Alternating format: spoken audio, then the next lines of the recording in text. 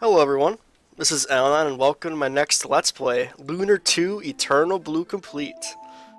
As you can see at the bottom there, it was first made in 1994 for the Sega CD, and then I believe it was ported to the PlayStation 1 in 98, which is pretty late in the life cycle of the PlayStation 1. And this game differs from the original in a couple ways. One, they added like an hour of cutscenes, of FMVs, which is remarkable. I can't imagine a PlayStation 1 game having this many cutscenes. Like, the beginning of it, it's like an anime episode. You know, it's like a huge cutscene. Another way is that they also have more dialogue voiced, which I guess goes hand in hand with the cutscenes, but, you know, but the same style of gameplay is there. The same type of stories here. But I have not played this game as often as the first one. You know, like I've beaten the first one maybe like 3 times, but I played it, you know, maybe halfway to completion a couple more times besides that. I've only played this game once, period. My first time going through the Lunar games, and I beat this, and then I've pretty much forgotten everything except like the main character's name. Like, I maybe remember a couple things, so I'm sure a lot of it will come back to me as I'm playing, but otherwise this is almost a blind Let's Play. But, oh well. Still should be a fun game. Hanging silently in Galleon! the world in the shadow of the blue star was once a lonely, barren place, unfit for They have habitation. the same voice actor. It's great. However, Althena took pity on that world and transformed it into a place of beauty and wonder. She called the new world Lunar. Time and circumstance conspired to force Althena to populate Lunar with people from the blue star, and, just as on the world from which they came, life was held in a delicate balance. Through times of peace, war, chaos, and battle, the blue star loomed as the only constant in the new world. Thousands of years passed, burying the origin and purpose of the blue star in the sands of It's not really a star. It's kind of Eventually, like a planet. inhabitants of Lunar forgot why the blue star was there or how it came to be, until a girl awakened that could join the two worlds, or tear them apart forever. Oh man. Yeah, like, that's a planet. It's not a star. Okay, game? Let's get that straight right away.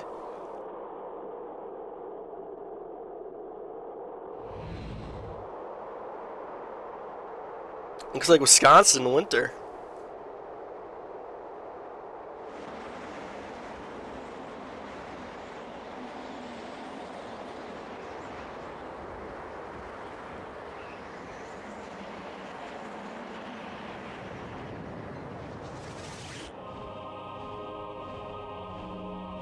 Get ready for tons of cutscenes in this part. I'm not even sure we'll get to actual gameplay.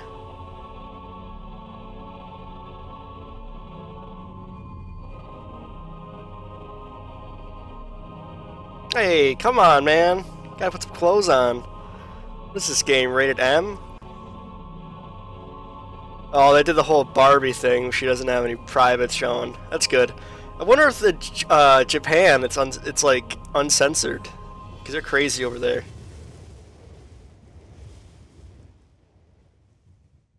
From now on, her name is Barbie.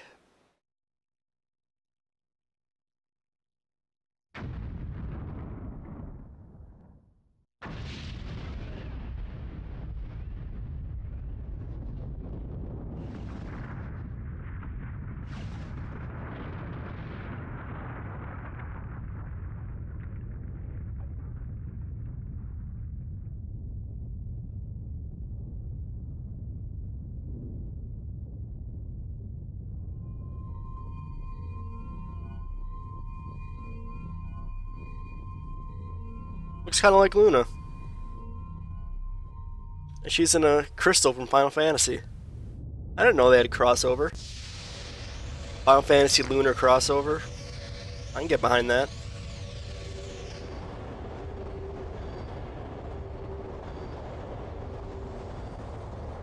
Oh, it's glowing.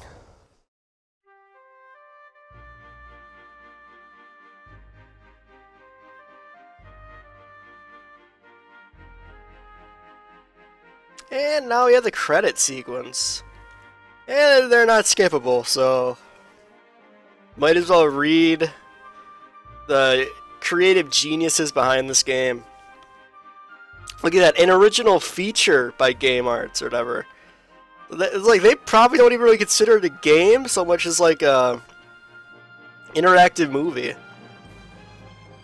At this point in time, a lot of games are starting to go in this direction. Trying to do a lot of storytelling through cutscenes, FMVs, etc. It's kind of the beginning of the end for the JRPG genre, really. I mean, after this, you had like Final Fantasy X, which that had a lot of cutscenes, like, not as much gameplay. It suffered a bit. I mean, still an excellent game, and I'll probably play it eventually. But like, I mean, let's play it eventually. But at the end, it was really the last good Final Fantasy game, because Final Fantasy 12, 13, 14, like, I mean, I get that 14 is a MMO, but like 12 and 13 and all of its sequels, they started to become lazy storytellers in a way. Like, they don't let the player discover the story, they just blurt it out in a cutscene, and I don't really like that. I like more of the storytelling by exploration aspect. I mean, that's partly because, I mean, Final Fantasy 13 is basically just the hallway simulator for 20 hours. God, that game is just so bad. So terrible. Barbie's walking through a sea of floating crystals. Is this like Final Fantasy IV the after years? Mysterious girl on like a planet by herself with a bunch of crystals. A bunch of stone soldiers. Weird.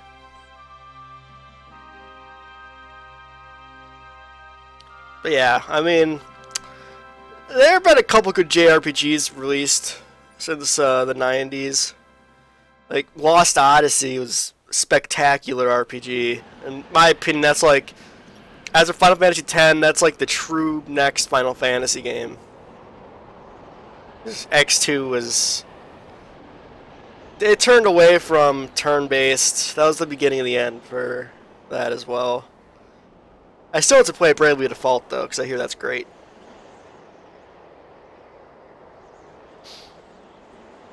Okay. This is not the time for my awakening. Well, I should think not. We're in the middle of winter, and you are completely naked.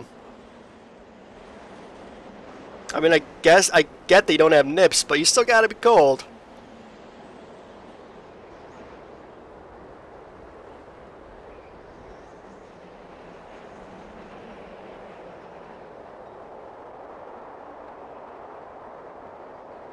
Something's gone terribly wrong.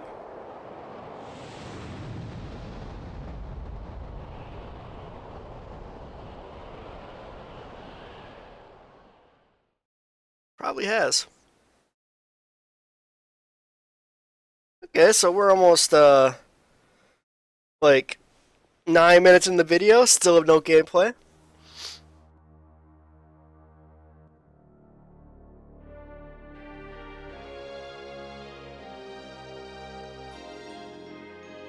Oh, some music I like.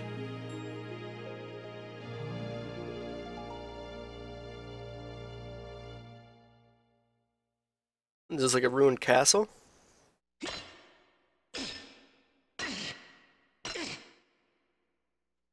Ruby, did you say something?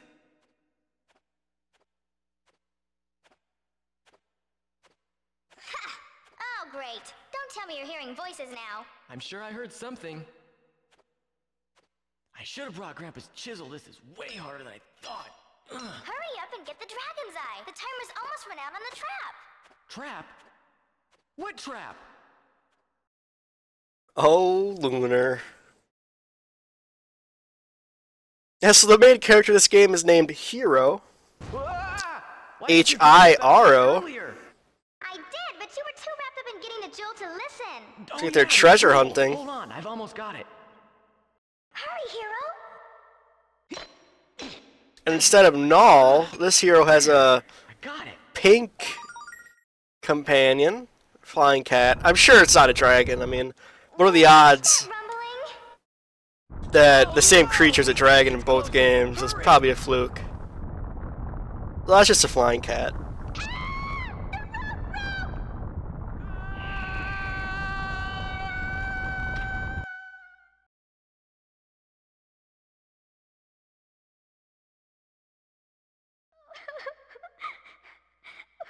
Oh, Hiro, don't die on me. You just can't die. I think Ruby is a female I'm flying okay, cat. Ruby. It's just a few I mean, bruises. it's hard to tell a little with the voice acting. No more It could be a little exploring kid voice actor, it could be a girl. anymore, Hiro. We always end up getting in some sort of Shh, Ruby, listen. What? Whoa. Ah! Come on, Ruby, let's get out of here. Yeah, now would be a good time to run. Nope, still can't control. Well, looks like you've caught us in another messy situation. Oh, by the way, if you haven't figured it out, my name is Hiro, and the flying cat is named Ruby. She says she's actually a baby red dragon, but I don't know if I quite believe her. She doesn't care though. We've been friends for what seems like forever.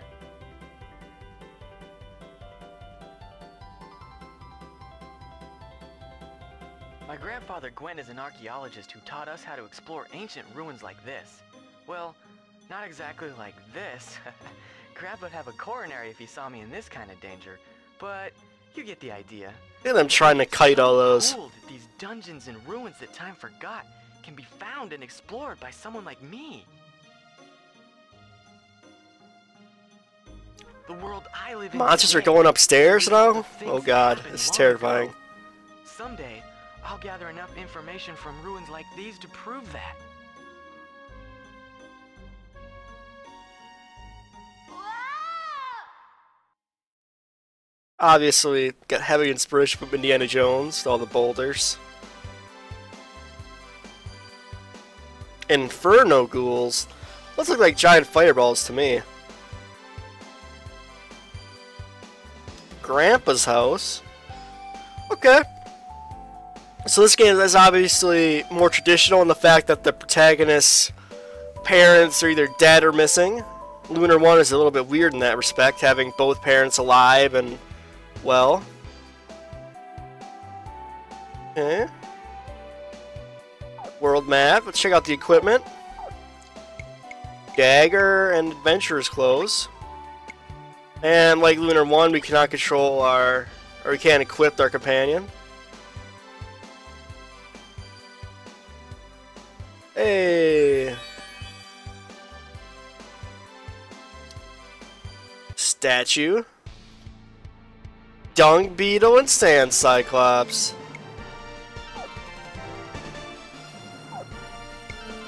Okay. As you can see, there's something new in this game that I just remembered. When you... Was this like this in Lunar 1? Oh, when you attack something with a spell or whatever, if it's super effective, they'll be highlighted in green. If it's not, if it's like yellow, then it's just a normal, no bonuses. Oh wow, Ruby's actually awesome. But then if it like green, super effective, yellow, no bonuses, red, not effective. Was it like that in? Huh. I can't remember if it was like that in Lunar 1. It's been quite a while, actually. Okay, let's check out what Hiro has. He's got Boomerang. Delivers a whack and comes back. So he's ranged. Tactics. Let's move Hiro back for now. He took a lot of damage in that fight. New enemy time. What? How are beetles? Oh, I guess beetles can't fly. Let's test out Boomerang. Delivers a whack, it comes back. Dodge this. Pretty cool. Wow, it does a lot of damage.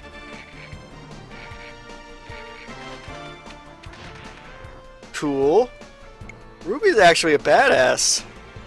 Way better than Null. Sorry, Null. Oh, 2 attacks. What is this sorcery?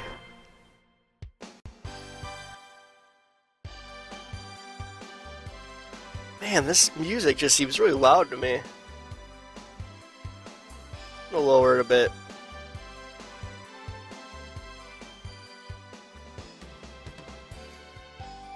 Yeah, this seems a little bit better. Okay, new enemy time. Or not. I'll keep on trying to click AI. Dodge this. It's pretty awesome. Pretty cool attack. What? You can move all the way across?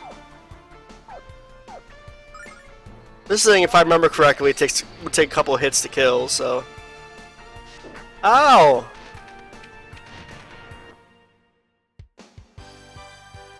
Do I want to walk all the way back to the statue? What the hell is that noise? Oh, is that creature?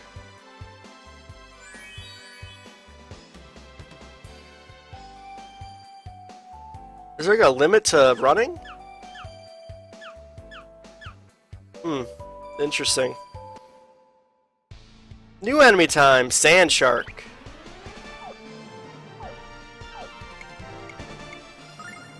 Looks like a dolphin that moves in the sand. Okay, so it obviously says, ah, no, that sucks. Come on, Ruby. Yeah.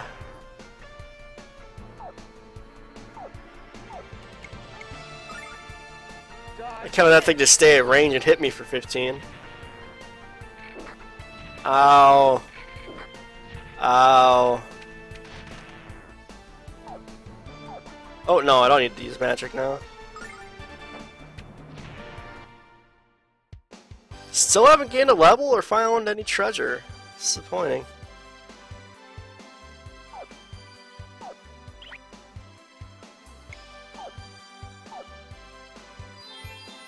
Let's see what other items. Starlight and Right Sapphire Jewel. Cool. Are these those beetles? Yep. Oh, and we gain a level, of course. The first fight I cut out, and we gain a level. Stats are pretty much the same as Lunar 1. Range is how much ground you can cover in battle. Luck is how many crits. Magic defense, self-explanatory. Wisdom is how powerful your magic is. Speed is your turn order. Agility, dodging, etc. You get it. Since I only have 1 attack, but I'm pretty sure I attacked twice. Interesting.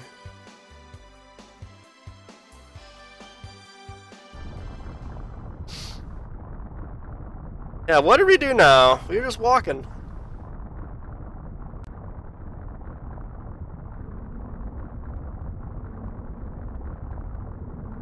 Airship? An airship not 20 minutes into the game? Kinda like Final Fantasy IV.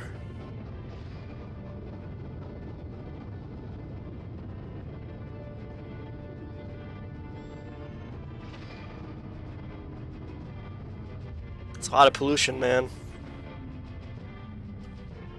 I think Lunar's greatest danger might be global warming. Wow, Hiro! Get a load of that! It's incredible! But what the heck is it? It looks like a ship, but it moves without wind or sails. Hey, you! Yes! You over there! What are you doing in this area? Who does this Joker think he is? My Yeah. name's Hiro, and this is Ruby. Identify yourself. Certainly. I am White Knight Leo, leader of Althena's Guard. And this is the dragon ship Destiny. Now then, listen up. You kids need to evacuate this area. I don't want to see any civilians accidentally caught in the middle of this thing. Return to your home immediately. Move it! Leo. Kind of like the first game. It's kind of like a half beast thing. Interesting.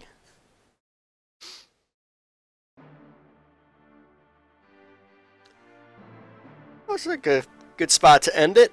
I know we didn't get a lot of gameplay in. It was mostly like 85 minutes of cutscenes, but them's the breaks. That's how some games start. Well, next time on Lunar 2, we continue Hiro's quest. God, they should have really given up a different name. Oh well. Thanks for watching, everyone. Alan on out.